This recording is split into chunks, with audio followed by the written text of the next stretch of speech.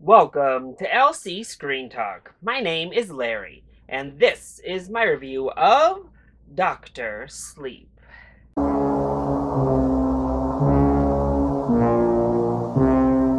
Doctor Sleep is the sequel to Stanley Kubrick's iconic The Shining, as well as the sequel to Stephen King's iconic novel. The film picks up with Danny right after the events of the first film and follows him into adulthood, as we are introduced to Abra as she learns about her powers and the people who are hunting her for them. And this commonality brings their two paths together. Now, I love The Shining, the film that is. I have actually never read the book, and I have also never read Doctor Sleep, the follow up to The Shining, that was also a novel. But I love the film. I think it's really a masterclass in atmospheric horror, really tension filled, and it really just builds that atmosphere, and obviously is one of the most iconic horror films of all time. And I loved the trailers for this film. Ewan McGregor is fantastic. Rebecca Ferguson has really made quite the name for herself over recent years, and it just seemed like an interesting concept, but one that had high potential for cool looking trailers and a meh off the rails type of twist. But overall, I really did enjoy Doctor Sleep and think it is a good follow up to The Shining, though it's never able to reach the greats of its predecessor. But let's go ahead and kick things off with the positives. Well, I mentioned them just now, but I have to give a shout out to our actors. Ewan McGregor is fantastic. He really brings an aged Danny to life. He has such an innate talent of tapping into the humanity and the layers within every character, I think he portrays, honestly. And he does that really, really well here. And a lot of what makes Danny really leap off the screen in this film and feel authentic and real is thanks to Ewan McGregor's really grounded and honest performance. It's a really strong acting performance from McGregor. But I also think Rebecca Ferguson is fantastic. She gives us a really good villain in this movie. And while the premise itself and the motivations are, very stereotypical, it's nothing new, she gives it all just energy and life. I think a lesser actor would have fallen flat on this role, but Ferguson just delivers. And then Kylie Curran, I think that's how you say her name. I'm so sorry. But she plays Abra, and she's also so good in this movie. She really delivers this kind of crazy premise, these powers, as well as being a teenage girl. All of that she delivers very well. So the acting, honestly, the acting across the board, from like the background goons to the smaller characters to the friend, all of the acting performances felt authentic to what we were doing with the story. And the story itself is very interesting. I like that we go in a little bit more of a Stephen King route when it comes to this film. I enjoy the otherworldly elements to the movie. I like the more science fiction horror elements that are put into play here. And I think it's done really well. The concept is simple, it's laid out, it's given to us all there. And again, while a lot of those elements aren't really all that original or different, they are executed well enough that they bring energy and a new life to this story. And then on more down to earth levels, I really enjoyed Danny's story. I like that we take time to really delve into his character, what the events of The Shining did to him as a person, and really get to see that regrowth of the character. Plus, we really explore the identity of just having gifts in general and kind of a depression of those gifts and a denial of your true self, what that does to someone. And I think that all really just works well. The allegories of these smoke eaters is a really strong one that worked for me.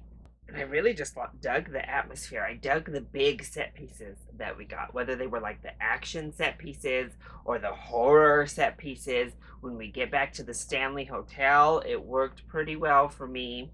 I really liked the mind games that were at play here, and that added a whole new element that I loved is we were going into characters' minds in this film and really exploring that power set, and it was just a lot of fun and added some twists and turns that kept the audience off kilter to what was happening, as well as the characters, and all of that worked really well. Plus, I think the film pays good homage to The Shining without being too on the nose about it. There are some moments that we'll talk about actually here in the negative section, but there are others that help to add a couple extra layers to The Shining, just some callbacks that felt authentic. So, what didn't work so well when it came to Dr. Sleep? Well, the length is an issue for me, which is not really a shocker when it comes to a King adaptation of any kind. Middle portions of this film really start to drag out, and the pacing overall is very uneven. It's very up and down and up and down and up and down, and you go through stretches where it feels dragged out. And honestly, I think a part of that has to do with the editing. I wasn't a fan of the editing in this movie. It just felt very blech to me. It's a lot of fades, a lot of fade from one scene into the next, but it wasn't done particularly stylish. It didn't have a real finesse to it. It just happened. And that kind of choppy editing really made the film feel disjointed to me. The editing didn't allow the movie to just flow in a natural feeling pace. Scenes felt kind of out of place or just put in there to be put in there. And with a more stylish edit, if we had elongated some of those scenes or deleted some of these scenes throughout the middle altogether, it would have flowed better, and it definitely wouldn't have felt quite as long as it did. I also talked about the callbacks to the original film before, and some of them really worked for me. In particular, what happens directly with Danny in the Stanley Hotel, I thought was really good. Others felt a bit redundant. Felt like, hey, look, don't forget, this is a sequel to The Shining. And those moments, I was a little bit more like, I mean, did we need this?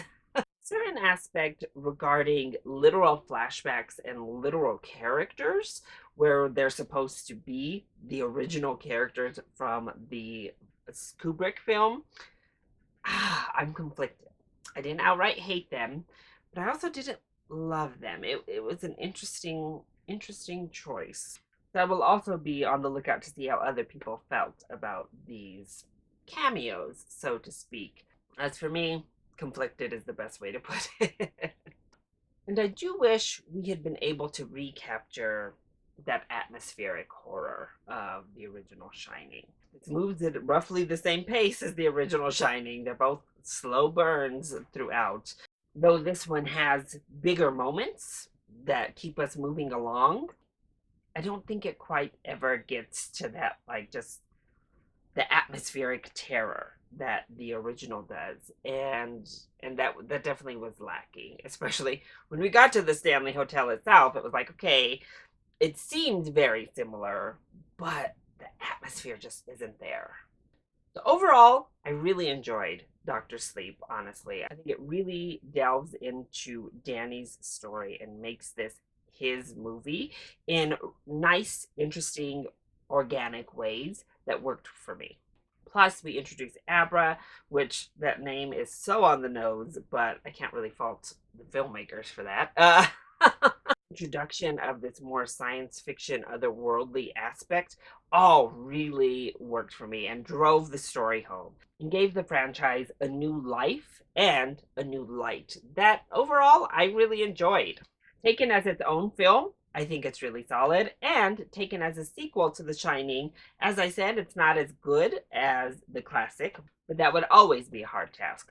But it's still a really solid follow up to that film. So, if you enjoyed The Shining, if the trailers have appealed to you at all, I say Dr. Sleep deserves a full price ticket. Now, I wouldn't go in expecting a full on horror film, but if you're down for the ride, I think you'll enjoy this one. So that is my review of Dr. Sleep. I hope you enjoyed it. If you did, go ahead, click like, down below and subscribe to the channel so you are always up to date on our latest videos. Also, join in on the discussion. Are you excited to see Dr. Sleep? And which is your favorite of the recent barrage of King adaptations we've been receiving? Let me know either in the comment section down below, or you can hit me up on Twitter. I love you all so much for your continued support. Mwah! Thank you for watching, and I'll see you next time. Bye!